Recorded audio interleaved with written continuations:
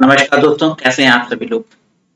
1857 की क्रांति को प्रतियोगी परीक्षाओं के दृष्टिकोण से कवर करने के दौरान ये मेरा उस सीरीज का सेकंड वीडियो है।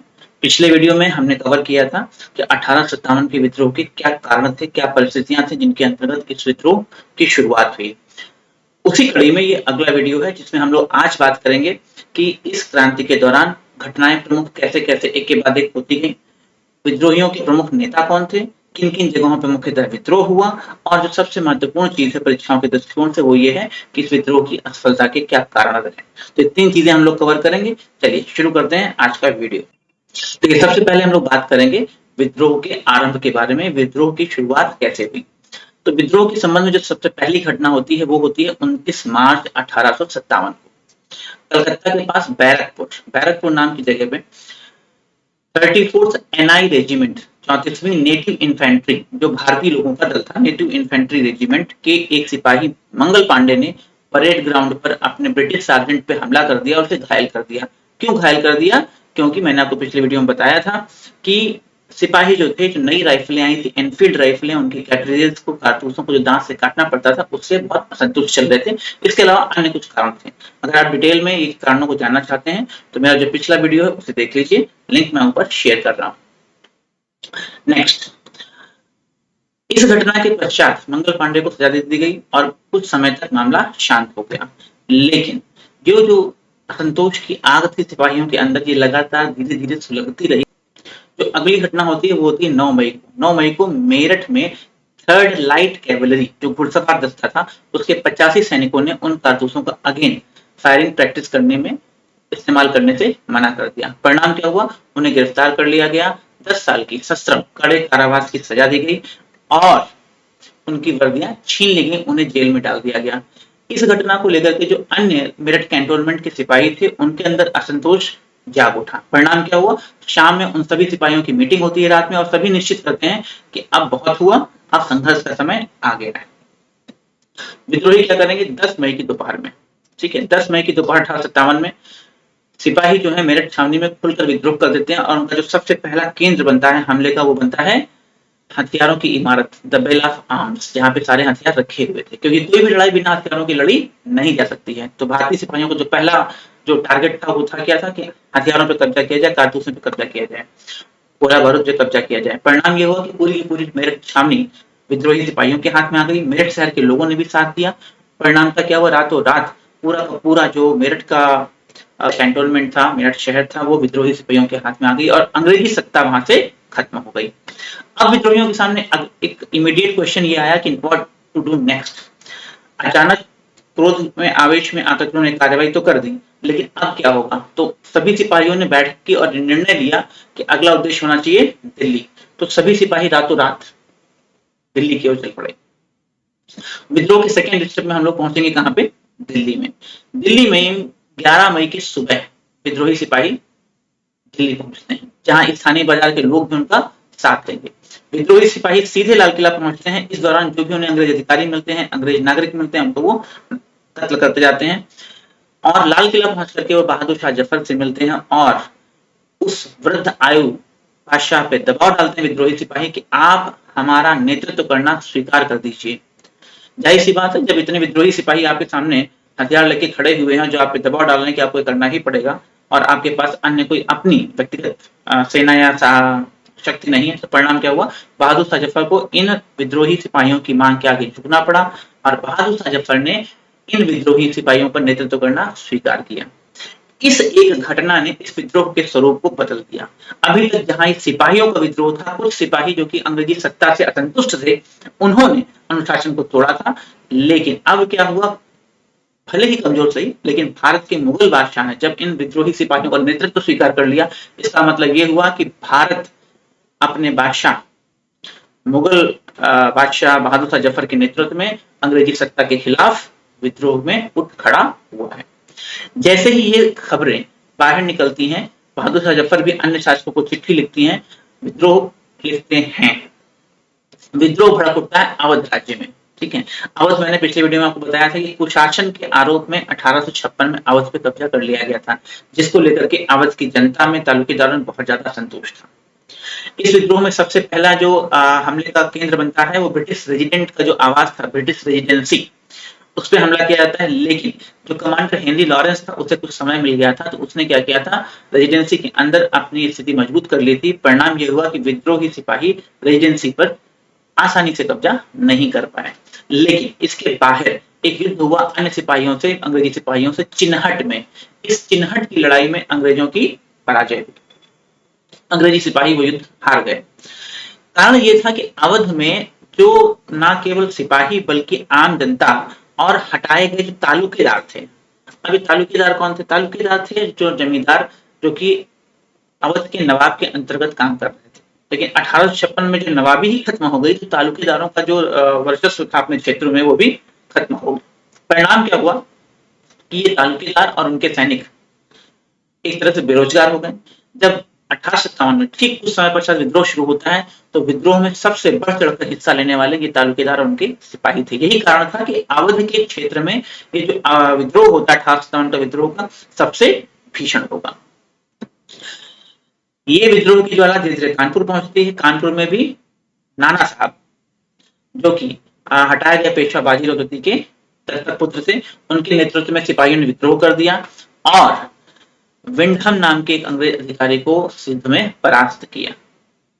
मूविंग फॉरवर्ड, तो ये तो मुख्य घटनाएं हो गई जो कि हमारी 1857 की क्रांति के दौरान मुख्य मुख्य शहरों में हुई। बहुत डिटेल में हम नहीं जा रहे हैं क्योंकि उद्देश्य हमारा प्रतियोगी परीक्षाएं है। ये विद्रोह तेजी के साथ, जितनी तेजी के साथ फैला उतनी ही तेजी के साथ बैठ भी गया।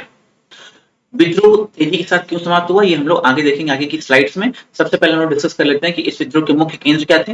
उन मुख्य केंद्रों पे मुख्य भारतीय नेतृत्वकर्ता कौन कौन थे, क्योंकि इस पे प्रश्न बहुत सारे आते हैं। मूविंग फॉरवर्ड, प्रमुख केंद्र और उनके नेतृत्वकर्ता हमें देखेंगे। सबसे पहले भैया यहाँ पे हमारे बहादुर शाह जफर साहब हैं, मुगल बादशाह थे उस समय, दिल्ली में बैठे हुए थे। तो दिल्ली सबसे पहले हम लोग बात करेंगे। तो दिल्ली में जो था ना, मुगल बादशाह बहादुर शाह जफर ने इसका नेतृत्व किया और उन्होंने एक अपने सेनापति बख्त खान को वहां पर कमांडर इन चीफ नियुक्त किया। कई बार ये प्रश्न भी आता है कि 1857 के विद्रोह का कमांडर इन चीफ कौन था, मुख्य सेनापति कौन था। तो वैसे तो बहादुर शाह जफर पे ही लोग टिक मारते हैं, लेकिन अगर ऑप्शंस में दिया हुआ है बख्त खान तो correct answer will be Bakht Khan. Moving forward, next Kanpur. Kanpur में जो विद्रोह हुआ नाना साहब ने किया। जैसे मैंने बताया कि पेशवा के दत्तक पुत्र थे, ठीक है। नाना साहब का मुख्य मुद्दा था पेंशन का। इन्हें पेंशन नहीं मिल रही थी जो उनके पिता को मिलती थी। उस मुकदमे को लड़ने के लिए इन्होंने अपने एक विश्वस्त सहायक को लंदन भी भेजा था मुकदमे लड़ने के लिए। वो कौन था? अगर आप लोग नाम बताएंगे वेरी गुड, कमेंट सेक्शन में। एक और चीज नाना साहब से संबंधित है, इनका एक निक नेम भी था। कई जगह पे इनका एक निक नेम मिलता है, वो भी अगर आप जानते हैं तो उसे आप कमेंट सेक्शन में लिख करके हमें बताइए। Moving forward, Jhansi. झांसी में जो नेतृत्व किया रानी लक्ष्मीबाई ने किया। शायद 1857 के विद्रोह की जो सबसे सेलिब्रेटेड लीडर हैं वो रानी लक्ष्मीबाई ही हैं। Moving forward, Lucknow. लखनऊ जैसे हमने कहा कि अवध में जो विद्रोह था काफी भीषण था और मुख्यतः जो नेतृत्व किया था वो बेगम हजरत महल ने किया था, लेकिन अपने पुत्र के नाम पे नवाब बिल्किस का। फैजाबाद, फैजाबाद लखनऊ के ही पास है, जो अवध की पुरानी राजधानी भी हुआ करती थी। यहाँ पे मौलवी अहमदुल्लाह शाह ने विद्रोह का नेतृत्व किया। एक धार्मिक नेता थे, मौलवी थे और इन्होंने अंग्रेजों के खिलाफ जिहाद घोषित किया। इनका एक उपनाम डंका शाह भी मिलता है, इसलिए कि जब ये चलते थे तो इनके आगे एक इनके जो कुछ नौकर थे वो डंका बजाते हुए चलते थे कि मौलवी साहब आ रहे हैं। तो आम जनता में ये डंका शाह के नाम से पॉपुलर थे। एक बार प्रश्न ये भी आ चुका है। आरा बिहार, बिहार में एक वयोवृद्ध जमींदार कुंवर सिंह ने नेतृत्व किया 1857 के विद्रोह का। बरेली, बरेली में रुहेला सरदार खान बहादुर खान, ये भी अंग्रेजी जो नीतियां थी राज्य पे कब्जा करने के उससे परेशान थे। रुहिला वंश के ये उत्तराधिकारी थे। इन्होंने बरेली में विद्रोह का नेतृत्व किया।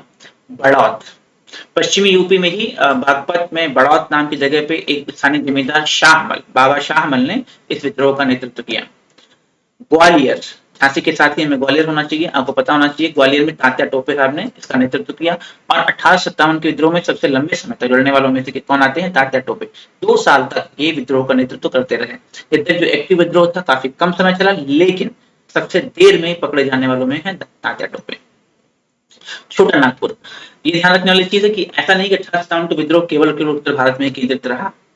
इवन जो जनजातियां थी, छोटा नागपुर यानी कि वर्तमान झारखंड का जो दक्षिणी हिस्सा है, वहां पर सिंह भूमि के इलाके में एक ट्राइबल लीडर गोनू, कहीं कहीं गुनू मिलता है, कहीं कहीं गोनू मिलता है, उन्होंने इस विद्रोह का नेतृत्व किया। तो ये वो प्रमुख नेता थे जो 1857 के विद्रोह में अपने अपने क्षेत्रों में अंग्रेजों के खिलाफ लड़ाई लड़ रहे थे। अब हम लोग बात करते हैं कि आखिर ये विद्रोह असफल क्यों रहा, इतनी जल्दी से विद्रोह क्यों समाप्त हो गया है। असफलता के कारण, विद्रोह की असफलता के कारण, सबसे पहली बात है सैन्य नेतृत्व का अभाव। तो आप में से कई कह सकते हैं कि भाई सैन्य नेतृत्व था, हाँ, लेकिन जितने भी हमारे ये जो नेता थे जो 1857 के विद्रोह के, ये इनमें से एक दो को छोड़ करके कोई भी ट्रेन्ड मिलिट्री लीडर्स नहीं थे। ये वंश परंपरा के द्वारा बने हुए उत्तराधिकारी थे जो मजबूरी में इस विद्रोह में शामिल हुए थे। तो इनका नेतृत्व प्रोफेशनल कमांडर्स के साथ थे जो कि इंग्लैंड से आए थे, अंग्रेजी सेना का नेतृत्व कर रहे थे। तो उनकी तुलना में हमें मानना पड़ेगा कि सैन्य नेतृत्व की जो क्वालिटी थी that was not that good. तालमेल की कमी, ज्यादातर जगहों पे जो विद्रोह हुआ वो एक साथ नहीं हुआ, आगे पीछे हुआ। परिणाम ये हुआ कि अंग्रेजों को समय मिलता गया, एक जगह विद्रोह हुआ, उन्होंने उस विद्रोह को दबा दिया, दूसरी जगह हुआ, सारी सेनाएं वहां चली गई, उस विद्रोह को उन्होंने दबा दिया। अगर यही विद्रोह सभी केंद्रों पर एक साथ हो गया होता तो अंग्रेजों की शक्ति कई जगह पे बढ़ जाती। परिणाम था ये संभव था कि अंग्रेज सेनाओं को इतनी आसानी से विद्रोह को दबाने में सफलता नहीं मिलती। विद्रोह का सीमित क्षेत्र, यहाँ पे आप इस मैप में भी देख सकते हैं कि विद्रोह जो है मुख्यतः उत्तर भारत में केंद्रित रहा, मुख्यतः, केवल नहीं। अब जैसे हमने बताया कि भाई ट्राइबल जो एरियाज थे वहां पे भी विद्रोह की ज्वाला पहुंची, दक्षिण भारत में भी, गुजरात में भी, राजस्थान में भी विद्रोह हुआ, लेकिन जो मुख्यतः है, जो मुख्य केंद्र थे वो उत्तर भारत में ही केंद्रित रहे। परिणाम क्या हुआ, पंजाब पूरी तरह से शांत रहा, दक्षिण भारत के काफी क्षेत्र शांत रहे। तो इन क्षेत्रों से सेनाओं को बुला लिया गया उत्तर भारत में विद्रोह को दबाने के लिए। अगर वहां भी विद्रोह हुआ होता, परिणाम क्या होता, पुनः वही की स्थिति बढ़ गई होती अंग्रेजों की। सिख, गोरखा सैनिक और वफादार रजवाड़े। सिख यानी पंजाबी जो सैनिक थे पूर्णतः विद्रोह में शामिल नहीं हुए, वो वफादार बने रहे। गोरखा सैनिक जो नेपाली सैनिक थे वो भी पूर्णतः अंग्रेजी सेना के प्रति वफादार बने रहे और इन्हीं दो रेजिमेंट का सबसे ज्यादा जगहों पर इस्तेमाल किया गया। और 1857 के विद्रोह में वफादारी का ही इनको अवार्ड मिला कि बाद में एक मार्शल रेसेस का कॉन्सेप्ट आया। जो अगला वीडियो होगा या इस सीरीज 1857 की विद्रोह के संदर्भ में जो आखिरी वीडियो है, नेक्स्ट जो होगा इसके बाद, उसमें डेफिनेटली यही बताऊंगा कि इस 1857 के विद्रोह के परिणाम क्या रहे और उन्हीं परिणामों में से एक होगा the concept of martial races. वफादार रजवाड़े एक पॉइंट रह गया था हमारा। वफादार रजवाड़े, ज्यादातर जो रजवाड़े थे वो शांत बने रहे। लॉर्ड कैनिंग ने कहा था, जो उस समय 1857 के विद्रोह के समय क्या था, गवर्नर जनरल था, लॉर्ड कैनिंग ने कहा था कि अगर मध्य भारत के एक राजा के बारे में, बहुत बड़े राजा के बारे में उसने कहा था कि अगर ये भी विद्रोह में शामिल हो जाता तो मुझे यहाँ से अपना बोरिया बिस्तर बांधना पड़ जाता। वो कौन था आप बताएंगे कमेंट सेक्शन में। I will also answer in the next video. जो बंगाली अभिजात वर्ग था बंगाल में, ठीक है, पढ़ा लिखा एलिट क्लास, बम्बई के जो व्यवसायी थे, बिजनेसमैन, और तमिल एजुकेटेड जो क्लास था, इस पूरे क्लासेस ने, यानी यूं समझ लीजिए कि बंगाल, बंबई और मद्रास तीनों प्रेसिडेंसीज में जो एजुकेटेड क्लास था, जो पैसे वाला क्लास था, वो इस विद्रोह से बिल्कुल दूर रहा। न केवल दूर रहा बल्कि हर तरह से उसने अंग्रेजी साम्राज्य की सहायता की।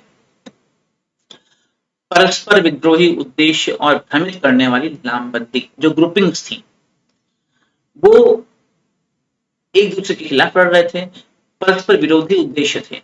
कोई अपने राज्य की स्थापना के लिए लड़ रहा था, कोई अपनी पेंशन को पाने के लिए लड़ रहा था, किसी का राज्य गलत तरीके से छीन लिया गया था उसके लिए लड़ रहा था।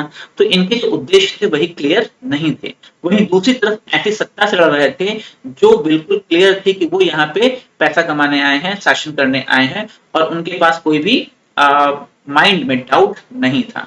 तो जब टारगेट ही आपको क्लियर नहीं तो परिणाम क्या होगा, आपके एफर्ट्स बढ़ जाएंगे। एक और बहुत इंपॉर्टेंट पॉइंट है कि जो ब्रिटिश सूचना लाइन है, इंफॉर्मेशन, है ना, अंग्रेजों का जो सूचना तंत्र था वो बहुत सफलतापूर्वक चलता रहा, क्योंकि अंग्रेजों ने जस्ट इसके पहले 1857 के विद्रोह के पहले ही डाक 54 में, तार भी उस 53-54 में ही, रेलवे इन सब की स्थापना कर चुके थे और इसको काफी तेजी से बढ़ा रहे थे। 1857 के विद्रोह में इन सारी चीजों का फायदा उन्हें मिला। उनकी सूचना बहुत तेजी से पहुंचती थी, एक रेजिमेंट से दूसरे रेजिमेंट, एक शहर से दूसरे शहर तक। वही विद्रोहियों के पास कम्युनिकेशन का कोई साधन नहीं था, वही एक पुराना साधन था कि कोई एक व्यक्ति घुड़सवार या ऊंट या पैदल मैसेज लेकर के जाता था, आता था। जो टाइम लगता था उस टाइम तक अंग्रेजी सेनाएं पहले ही आ चुकी होती थी, क्योंकि उनके पास मॉडर्न कम्युनिकेशन मीन्स थे।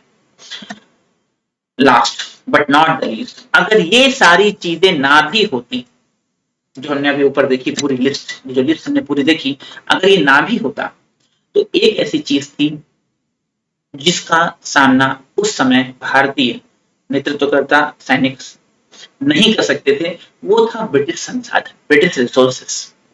अंग्रेजों की जो सैन्य शक्ति थी, जो नौसैनिक शक्ति थी, उनका जो विशाल साम्राज्य था। जैसे मैंने पहले बताया स्लाइड में कि भाई विद्रोहियों ने विद्रोह किया और सबसे पहले सिपाही कहां दौड़े? हथियारों की तरफ, क्योंकि उनको पता था हथियार नहीं मिले तो लड़ेंगे कैसे। लेकिन समस्या ये है कि वो हथियार कब तक चलेंगे, कितने दिन चलेंगे, कितना गोला बारूद आप लूट सकते हैं, जो आप कितने समय तक लड़ेंगे। आपके पीछे कोई फैक्ट्री तो काम नहीं कर रही जो प्रोडक्शन करेगी आपके लिए। वहीं पर जो अंग्रेज से हैं, भले ही भारत में उस समय उनकी स्थिति हिल जाती है, किंतु उनका साम्राज्य पूरी दुनिया में फैला हुआ, पूरी दुनिया से सैनिक, हथियार, टॉप क्लास आर्मी कमांडर्स तेजी के साथ भारत पहुंचे। तो ये जो रिसोर्सेज थे, अनएंडिंग रिसोर्सेज अंग्रेजों के, वो भारतीयों से बहुत ज्यादा थे। तो उस समय ये बराबरी की लड़ाई कतई नहीं थी। हम राष्ट्रभक्ति के आवेग में कह सकते हैं ऐसा होता तो ये हो जाता, लेकिन एक रेशनल जो लॉजिकल चीज है वो यही है कि उस समय की लड़ाई ये बराबरी की नहीं थी। तो ये वो कारण थे जिसके कारण 1857 का विद्रोह असफल हुआ। Moving forward, last but not the least, motivational quote. ठीक है, अगर आप प्रयास करते हैं किसी भी चीज के लिए तो आप निश्चित रूप से सफल होंगे। There is nothing impossible to they who will try. Point है they who will try. अगर आप ट्राई ही नहीं करेंगे तो बात खत्म हो गई। हर चीज बहुत कठिन है जीवन में, लेकिन अगर आप ट्राई करेंगे आप सफल हो सकते हैं। ये वीडियो आपको कैसा लगा कमेंट सेक्शन में डेफिनेटली बताइएगा, लाइक कीजिएगा, सब्सक्राइब भी कीजिएगा। Thank you very much. Next video में हम लोग बात करेंगे 1857 के विद्रोह की परिणामों के बारे में। भले असफल रहा, लेकिन उसके क्या दूरगामी परिणाम हुए जिसपे बहुत सारे प्रश्न आते हैं। Thank you for watching, keep watching, जय हिंद।